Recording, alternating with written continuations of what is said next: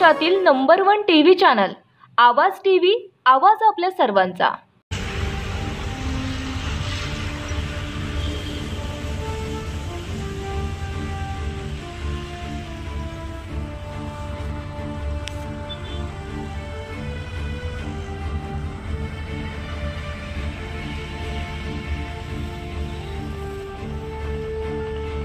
आपल्यासारखे राजभाऊ शेतकरी उभे करा। हा ना, घेतो एक मिनिट सगळं येतो। हो, कापूस पूर्ण शेवटपर्यंत गेले ना। मध्ये चिखल आहे का खूप? थोडासा चिखल आहे। मग पडेल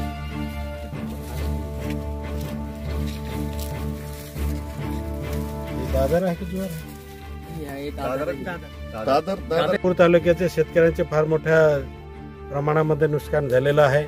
मी सकाळपासून शेतकऱ्यांच्या शेतामध्ये जाऊन फिरतो आहे।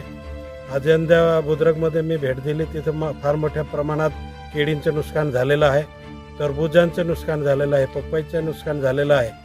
अमोद्यामध्ये सुद्धा भेट दिली, तिथं केळीचं नुकसान झालेलं आहे, हरभऱ्याचं नुकसान झालेलं आहे।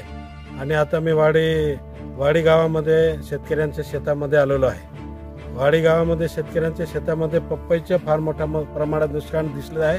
दादर असेल, हरभरा असेल, कांदा असतील, टरबूज असेल, केळी असतील, हे सगळे पिकांचे फार मोठ्या प्रमाणात आपल्या शिरपूर तालुक्यामध्ये नुकसान झालेलं आहे। आणि त्यामुळे मी शासनाला आदेश केलेला आहे की ताबडतोब पंचनामा करून आपल्या जे शेतकऱ्यांचं नुकसान झालेलं आहे 100% नुकसान झालेलं असं पंचनामा करून आपण शासनाकडे ताबडतोब पाठवलं पाहिजे।